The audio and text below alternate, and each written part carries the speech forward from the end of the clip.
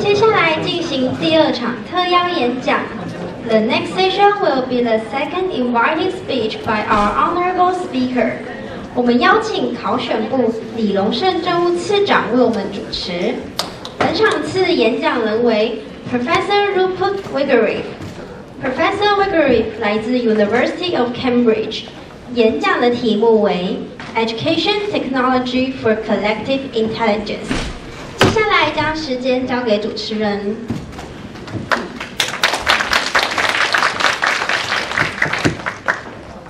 Good afternoon, ladies and gentlemen.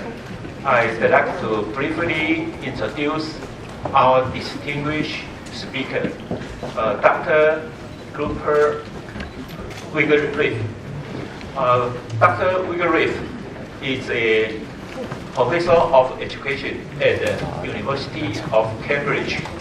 His studies focus on the role of dialogue and technology in learning.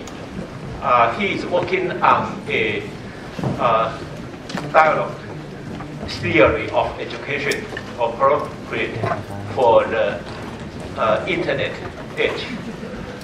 In this session, he will give us a speech on the topic of education technology and collective intelligence. Ladies and gentlemen, please join me in welcoming Dr. Wegerif.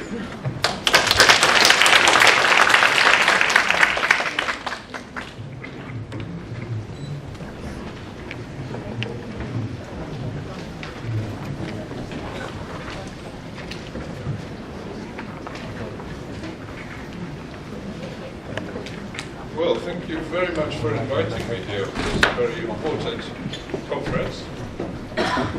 Can you hear me? Oh, I'm so sorry. Can you hear me now? Yeah. I'm delighted to be here, and I'd like to thank everybody for inviting me to give me this opportunity to share with you my research work in Cambridge and to participate in this important conference, which is engaging with policy, which is something we love to do. My topic is collective intelligence, how we can use education to develop and promote collective intelligence. So what do I mean by collective intelligence? Well, I like to use this example. I don't know if anybody remembers when the Deepwater Horizon oil well exploded in the Gulf of Mexico. It seems like quite a long time ago now, but fortunately they made a Hollywood film out of it with Mark Wahlberg, so you could see it on Netflix or if you want. What impressed me was how difficult it was for them to solve the problem. It lasted for many months. They kept coming up with solutions, and we saw it on the news, and I realized that these were experts who were physically in different places, and they had to work together on the internet with digital tools to solve this problem. And one of the reasons why it might have been difficult is that nothing in their education had prepared them for this challenge. Most of our education systems here in Taiwan, as well as in England and globally, focus very much on training individuals and individual skills. And they focus on concepts of individual intelligence. And they have all these very clever individuals who then have to work together to solve problems. In reality now, in every professional job, having to work together in a team mediated by digital tools on the internet to solve a sudden crisis is actually very common in many workplaces. But people are not prepared for it. And that's partly what I mean by collective intelligence, an ability to think together with others with tools. But another issue, of course, is the planet-wide crises that we face. Things like climate change is an obvious one, or perhaps this current pandemic. In fact, my great-grandparents died in the last great pandemic like this, the Spanish flu, they called it, in about 2018. At that time, there was no global collaboration. But now, there's a global collaboration with experts discussing how to solve the problem, and we've done much better as a planet. But in the future, we're going to need to do much better again if we're going to survive crises like climate change and warfare and immigration. So I think the education system should be thinking about the future of the planet in order to promote collective intelligence, not just individual intelligence. And part of that is the idea that our technology, things like the internet, mobile phones, artificial intelligence, should actually change what we mean by education. Many people say that technology shouldn't drive education because it's just there to deliver educational goals. This is a common line in England. But I think that education has always been about technology. The current schooling system, I believe it's the same in Taiwan as in the UK, is very much about print technology. It's about learning to read and to write. When you go to Cambridge, whatever you're studying, they say you're reading it. You say, I'm reading maths or I'm reading sociology, because subject areas are considered to be just like a stack of books. And so knowledge is thought of as some sort of object, something you can store in a library, you can transfer it to the brains of students, you can examine it, and they have exams where they just have individuals with pen and paper. But actually education is something that you find in every society. You have education also in oral societies and traditionally around the world. Before writing came in, there was oracy. And in oral societies, in traditional societies, education is about relationships. It's about apprenticeships. It's about joining communities in practice. It's about making connections. And I think with this new technology that we have, we're going to move away from this idea of knowledge as some kind of thing that you move into a brain, and we're going to rediscover a more traditional and fundamental idea of education as about our relationship with others and joining a community and making bigger networks. This is a picture from a project we have in rural Africa, where local farmers, it's run by Kevin Martin, who was a PhD student of mine, but he's now Dr. Kevin Martin, and he's the manager of our new Digital Education Futures initiative at Cambridge, which I founded. And so we're still working in rural Africa, where the people are farmers, and they traditionally would share their knowledge through dialogue in small groups. But now we're doing that augmented by the use of mobile phones. So even where the internet is poor, if they have mobile phones, they can do a recording of good practice, they can share it through a platform. So now they're linked in to a larger community and they're sharing their knowledge. This is something that only new digital technology can do. So this is what I mean by a new theory of education for the internet age, a different kind of education, which is about relationship and community more than it is about transferring knowledge. But let's return to how do we define this idea of collective intelligence. There was a very interesting study of this done by Anita Woolley at MIT. The traditional measure, we've already heard the idea of IQ, or individual intelligence, mentioned this morning. And that's usually measured by a factor analysis on a variety of different tasks, and they call it factor G. So applying the same statistical method to groups, Anita Woolley discovered that some groups were more intelligent than others. They could solve a range of problems better than other groups. So she called the overlap, factor analysis, C for group intelligence. But interestingly, groups that were more intelligent than other groups, they did not contain members who had a higher IQ. The individual IQ did not help the group function. I don't know about you, but that's certainly been my experience. You get very many clever people who are not actually very helpful in teamwork. because they can become stubborn and arrogant. We had one in England recently, Chancellor of the Exchequer, PhD from Cambridge, made a complete destruction of the economy because he didn't listen, he didn't ask questions. And this is the trouble with the traditional education which we're still promoting at Cambridge. It's very much about the individual and how clever the individual is. And all these clever individuals are managing to destroy the planet. So maybe we should change the education to think about how people can think together better. But interestingly, the key factor for effective groups was social sensitivity, being able to understand other people, being able to communicate well. And those groups function better than other groups. And I can also show through research I'll mention in a minute that groups can think much better than individuals. But before that, I just wanted to raise the question of wisdom.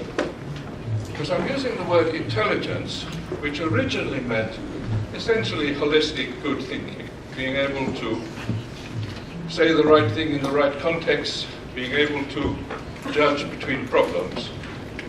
But increasingly with this term, for example, artificial intelligence, we're using intelligence in a much more narrow way, just to focus on efficiently achieving goals that have already been set. But real intelligence is also about wisdom. It's about how do we decide which are the most important problems to follow. So an intelligent software will maximize the profit of the company. But a wise software would also think about sustainability and the consequences.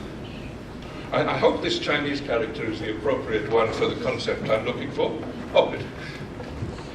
So, collective thinking includes wisdom. I'm including wisdom in the concept of intelligence. And I have a long track record, about 30 years now, of developing programs to teach collective thinking that is both intelligent and wise. It's just good thinking in groups. I think the best way to teach this is through dialogue. And we have a lot of research that goes back, as I said, in the top journals with lots of citations, to show that it's possible to teach groups of children to think together better together, to solve problems better, but also to discuss moral issues better. In fact, we also have, this is from the Cambridge Educational Dialogue Research Group, and if you go to the website, we have resources in Chinese, and we've been running this kind of education in China, dialogic education. I'll just illustrate the kind of research that we've done that goes back a long way, and we've done in many countries. Using non-verbal reasoning tests, which are a key component of traditional IQ tests, we can show that by teaching these young children, primary children, upper primary, to talk together better through ground rules, like responding with reasons when challenged, looking for alternatives, asking questions, they can improve their scores collectively on these tests, but also individually. They can improve their own individual intelligence. But it doesn't just work with primary school children. Just recently I did a study in Chile with a psychometrics expert, Marcelo Pizarro, using 2 standard IQ tests.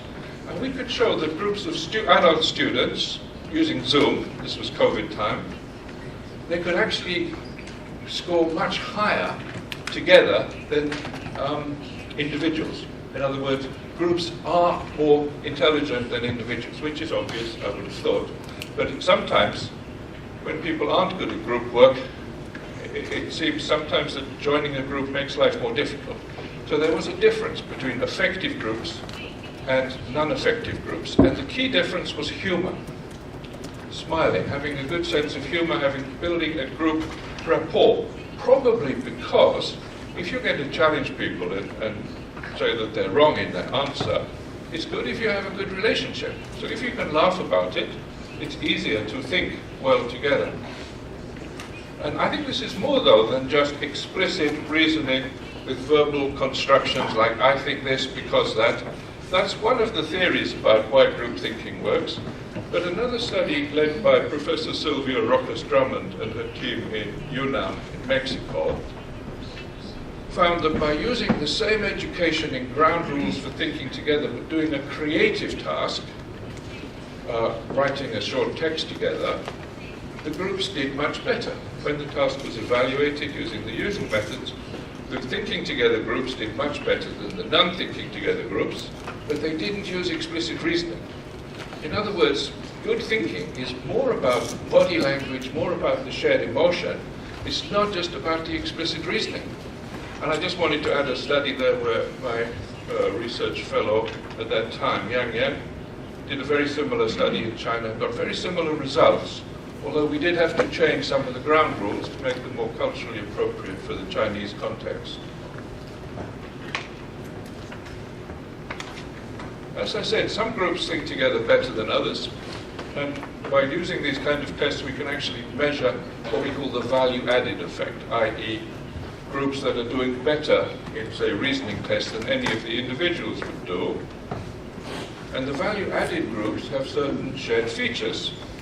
I mentioned the humor, also expressions of humility, like saying, I don't understand this, can you explain? And giving, if it's appropriate, if it's, say, maths or science, giving clear, elaborated explanations.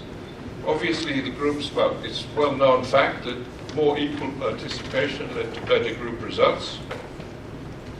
Mutual respect, showing that you're listening seriously to other people, even if you disagree with them, is very important. And one problem, of course, for a traditional education system is that it takes longer to talk things out. Say you have a maths problem or a science problem or any kind of problem, it'll take longer to use a dialogue approach because you have to take time to allow the solution to emerge. But you get better quality learning because you get conceptual understanding rather than just content. I wanted to go back to this idea of wisdom. There's actually quite a lot of good psychology research on wisdom. I quote some here from Sternberg. I'll just read a little bit. Wise individuals are self-reflective, epistemically humble. They are aware of the uncertainty and unpredictability of human life. They care about finding solutions, and they try to balance all interests. But what interests me is that this is very much appropriate to good dialogues in groups. Psychology has been very biased, I think, towards the individual as the unit that's studied, but perhaps wisdom and reasoning are a feature of groups before they're a feature of individual thinking. In fact, that's the thesis of this very interesting recent book, The Enigma of Reason, by Hugo Mercier and Dan Sperber, where they point out that actually individuals are not very good at reasoning. There's a lot of research, you probably know Daniel Kahneman and others, about my-side bias. Reasoning in individuals seldom comes up with creative new solutions. It doesn't work very well. But reasoning works very well in groups because other people will challenge your biases and will force you to see things from another perspective. So reasoning has, in evolutionary terms, in human societies, has always been a group phenomenon, and wisdom has always been a group phenomenon. And it continues to be so. So we shouldn't just be educating individuals to be wise and intelligent. We should be educating cultures to be wise and intelligent. These aren't just about individual skills or individual virtues. These are about the skills and virtues of a culture, of a society, which I think was mentioned earlier about the question of values and returning to traditional Taiwanese values. I think he's talking about the whole culture, not just individual skills. And now I was just going to give some examples of research that is going on about how collective intelligence can be supported by tools. I was going to call them intelligent tools, but honestly, they're not very intelligent. They're just algorithms. But they can help people to be intelligent when you work with them. I'm suggesting that the phrase artificial intelligence was always a mistake. I mean, the software is not intelligent. It's just algorithms that we design, and we can design them better. And we can also design algorithms which help groups to think together. I haven't really got time to go into great detail, so I'll just rush through a few examples. Michael Hogan is going to join us in Cambridge in February. He's done some research with interpretative structural modeling. which came out of IBM, actually. And it's basically when you have large numbers of people, you know, a bit like with the post-it notes people always put in conferences, the software helps you to organize them, produce a causal pattern which you can then reflect on in a group. And this has been shown to help collective reasoning in Ireland. But in a way, a more modern version has been used famously in Taiwan by the digital minister Audrey Tang recently to explore democratic reasoning using a software called Polis. You know, social media like Twitter is often accused of encouraging polarization. But this software, by asking people to respond to a series of questions, it maps them in terms of their relationship. And it encourages them to ask the kind of questions which will bring people together. In other words, it encourages convergence, but more importantly, it encourages finding a creative solution. So you feel rewarded if you get more people agreeing with you. And to do that, you have to understand why they object to the initial proposition, and you have to reason with them to create something that everyone can agree on. So it seemed to work very well. And I suppose my point is that the impact of new technology to support collective intelligence is very much a question of design. Twitter, Facebook, YouTube, they haven't been designed for education, and they haven't been designed for collective intelligence. But we can learn and improve the designs. I'm very interested also in increasing work going on with so-called intelligent agents, or edubots, chatterbots talking online to support groups. In this recent example, and there are many now, the edubot would talk to the students about their views on this problem and then put them together with people with different views so they could reason together. And that shows, of course, you learn a lot more by trying to solve a problem with someone who has a different view, and it got good results. So we could design online chatterbots because we've noticed how teachers are in very short supply, and there's a lot of online learning going on. This is just briefly a project that I worked on, a big European Union project a few years ago, to develop software to support challenge-based learning in small groups online. So we created a set of cards which helped them think together, things like when they should have a brainstorm, build a model, test a model, but also when they should think creatively, put on a creative hat, but when they have to be more analytical, put on a rigorous analytic hat. So emotions are also involved, and shaping emotions are involved in group problem solving. And we showed using this that the students could not only solve problems together, but they could also learn how to solve problems together. In other words, everyone who went through the process became a good group moderator. It's something you can teach, and it's very valuable in business and every area of work now. And that's actually what employers increasingly want. So we use this in combination with software in a whole system, and we would like to experiment with more of these kind of design-based research projects. Building on Metaphora, I'll just get a sip of water. We developed something which I think could be very relevant, or it's more of a proof of concept. I guess what I'm doing in DEFI, in the Digital Education Futures Initiative at Cambridge, is we're trying to offer policymakers the kind of evidence they need through design-based research, through research building systems that work, and not just doing experiments to say, does it work or doesn't it work, but working together with practitioners to find how to make things work effectively. So we think that's basically the answer to the challenge that we're set now of influencing education for the future in Taiwan. I would suggest they need constructive design-based research, working with practitioners to explore alternatives in order to provide the kind of evidence which policymakers can use. This is what we're trying to do in Argonaut, but what was interesting about it was we demonstrated that using natural language processing, we could assess the quality of small group interaction in online forums. when COVID hit, we had put all our lessons online at Cambridge, and we used Zoom, and students were put in little breakout groups constantly to discuss things, but nobody knew what the quality of the discussion was.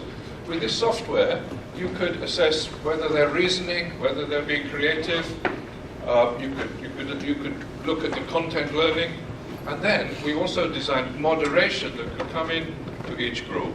And the exciting thing about this project, because the idea was the teacher had a dashboard and they could move in when they saw there was a problem in a group. But it was also that we had a deep loop such that the moderation interventions, moving in saying, well, could you consider an alternative way of looking at this? Or we had other moderation interventions.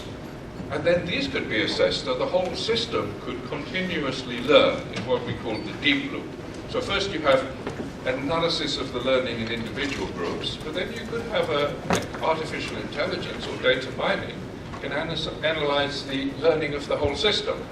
Obviously I can't say too much because some of it's written about, but I hope you get the general idea.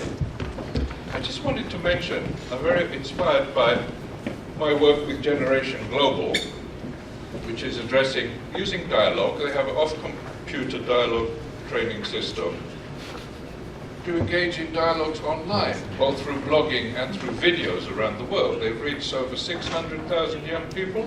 I know they're operating in Taiwan. And we'd like to do similar things because they've proven that it's possible. So they've designed their online platform to support dialogue with reminders of the ground rules, reminders of being honest, of building on what other people have said. You know, think about whether you're being useful. And so they've designed it to encourage constructive interaction, and it's proved very effective in developing open-mindedness and combating extremism and polarization around the world. So, building on that kind of model, these are some, I just wanted to share with you a couple of the big projects we're now doing at DEFI, which we'd like you to participate in, which I hope might suggest answers to some of the questions that have been raised. One of the questions raised here was about teacher training and how do you support teacher development. Well, evidence shows that the best way is to get teachers involved in researching their own practice in small groups. It's often called lesson study, and it's supposed to have come from Japan. It's a very influential approach to teacher professional development. So we've developed a global platform for teachers to do close to practice research and to share it with other teachers. So it's peer-to-peer learning, a bit like I mentioned with the rural farmers in Kenya sharing their practice. And we think this is the best way to get teachers involved in professional development by making them more aware and reflective in their own practice. And you can sign up on Camtree.org, we've set it up. And it creates, of course, it generates a lot of close-to-practice research. And that's where the artificial intelligence comes in handy in helping guide people to what's the most important and useful research for you and what's the best quality research. Because when you have thousands of research reports on how to teach algebra or something like that, it's important to have artificial intelligence to help you rank it and sort it and help people use it. So the artificial intelligence there is supporting the collective intelligence of the online community. Another project which I think is interesting answers the question that was raised earlier today about how do you get industry more involved in education. Again, it's a proof of concept design-based research inspired by how much children learn on video games, on role-play online games. I think somebody mentioned earlier today that young people were using ICT not at all in schools in Taiwan, but massively outside of schools. And you'll find that in these online role-play games, they learn a lot of facts, they learn very rapidly. Here we tried to turn online role-play games into work experience with 12-year-olds. And the game was you were interned with Huawei or British Telecom, so global high-tech companies, And all they did, they sent a video setting a challenge. These are the challenges we're working on. This is the situation. This is why we need technology that will help with sustainability, for example. And then the groups of children would form groups. They would be interns in role play, and they would try and solve the problem over 10 weeks. And they'd be supported with videos of engineers in Huawei or British Telecom showing them how they go about working and solving these problems. So it's a simulated work experience, and it felt for them as if they were working for the company. And at the same time, of course, they're developing knowledge within the science curriculum, the computing curriculum, and design and technology curriculum area. And of course, they end up with products which are then shared with Huawei or British Telecom. Now, we assume the CEOs, the managers in Huawei are British Telecom are very busy, so we teachers pretend to be representatives, as they share the criteria. So the whole thing is a simulation, but it's very effective in terms of experience, work experience for children. And of course, that could be done in schools. We did this in rural schools in disadvantaged areas in the UK, but it could be done globally because of the power of the internet. So anyone, anywhere in the world could become an intern for ASA, for example, for a big high-tech company. So out of all these projects that we're doing and that we're exploring, I think certain design principles emerge for a new model of education. I say design principles because these aren't just answers, these are ways to guide the design of pedagogy and technology to promote effective education for the future.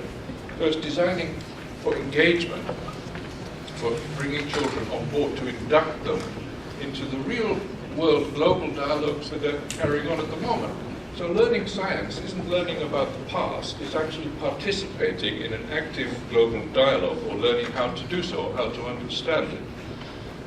Designing for connection, for peer-to-peer learning, like the teachers sharing their research and learning from each other. But more than that, we're also expanding what I call the dialogic space.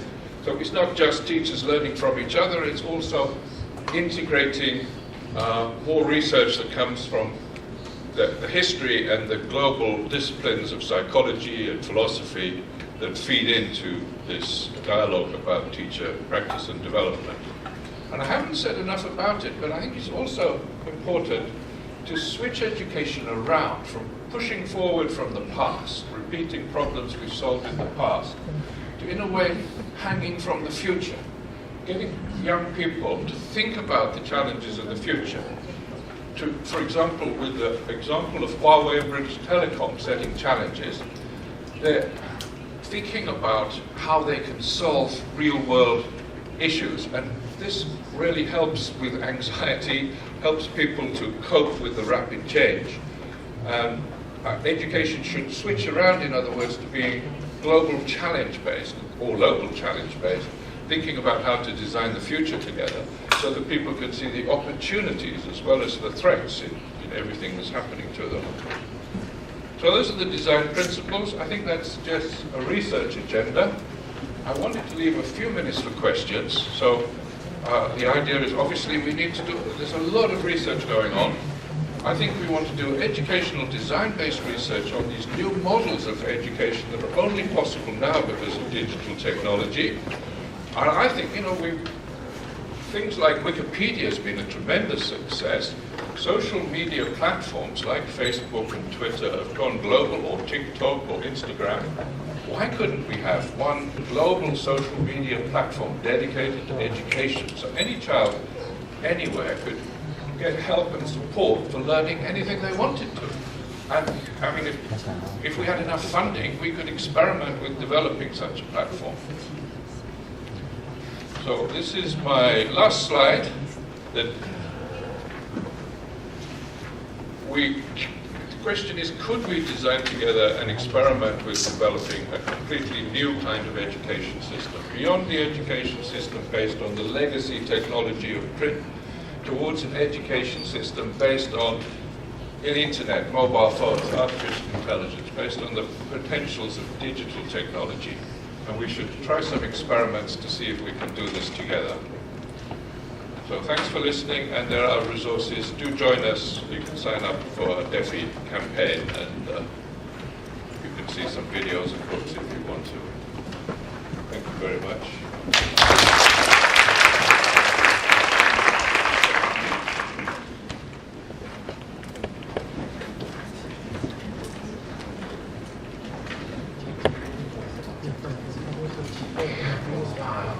We still have 5 minutes left, so now questions or comments are welcome.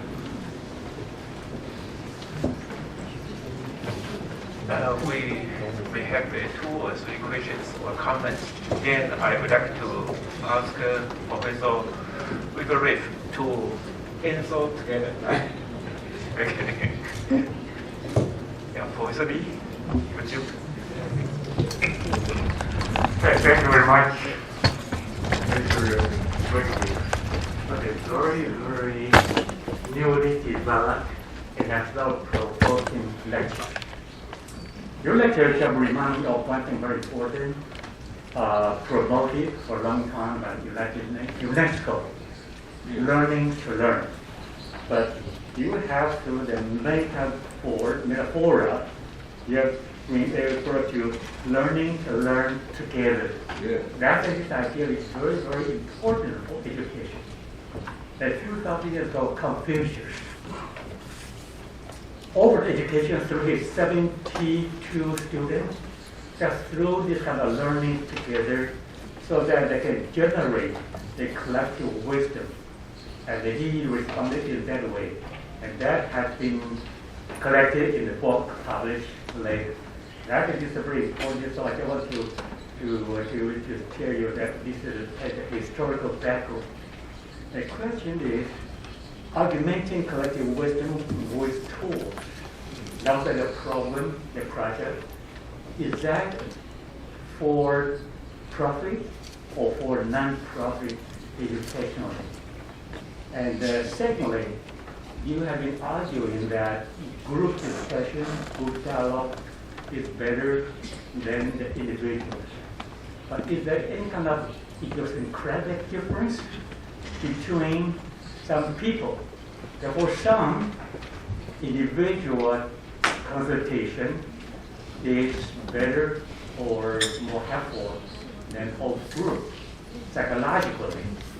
So does the program pay attention or talk about this kind of difference, striking or some kind of striking differences between group learning and individual learning inside and outside the classroom, particularly for our professors for the topic hours, dialogue, and conversation.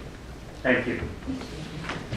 I already asked 2 questions, so I need to ask Professor Wegerif now. Right? Okay. Well, thank you very much for those stimulating and of course. Thank you very much, Professor Lee, for those stimulating, interesting comments. The first one, you're mentioning the history of Confucius. The question was about the profit or non-profit of technology, wasn't it? This is a big problem with these social media platforms. They have to make a profit, and therefore they have algorithms which encourage people to like things so they can sell more products. They don't mean badly, but it's not designed for education. But look at the success of Wikipedia. I think it's a tremendous benefit to humanity. And it was designed for educational purposes. It's a not-for-profit. I don't quite know how they manage their finances. And I think, collectively, governments around the world who invest a lot in education should be able to create a platform that is not-for-profit and that is designed for education. The Generation Global said they've reached 600,000 young people. I evaluated that platform. They designed it especially. They have funding from the Tony Blair Institute. They have funding from philanthropists. And it really is very effective, and it works very well to promote collaborative learning. So it is possible to do this, but we need probably not for profit, because whenever you have a for-profit company, even if they mean well individually, they have to feed their shareholders, and so they end up destroying the educational content. But that's the second question was a little bit more difficult because you're talking about not all individual. Yes, the theory is from Vygotsky that thinking is actually collective first, that you learn to think by internalizing dialogues with others. So even your individual thinkers like Einstein spend a long time thinking on their own. They're also thinking as part of a group. They're responding to challenges, and we all have to learn how to do that. But it is true that there are problems that are better to spend time on your own, and there's some individuals who think better on their own. So as a teacher, you'd have to judge. But I think it's particularly valuable for young children, primary children, to learn how to think effectively together with others. And it develops the kind of character virtues that we probably need for the future. But I admit that later on there are many differences, particularly people on the autistic spectrum. They don't always like to be forced to do a lot of group work, but they can work very effectively on their own with computers. And so it's a challenge that you need to respond to with the judgment of a teacher as you go along, if you see what I mean. It's not a complete answer, it's just a response. It's a difficult problem. I guess we have to go now. Yeah, yes, yeah. If participants have more questions or comments, please raise questions or make comments tomorrow, because tomorrow Dr. Wegerif will take part in the session of panel discussion. Yes. Right? So now I have to end up this session. Thank you so much. Thank you. 谢谢李正屋市长的主持与 Professor Wegerif 的演讲。请李正屋市长来与 Professor Wegerif 到台前与黄董事长进行合影。OK，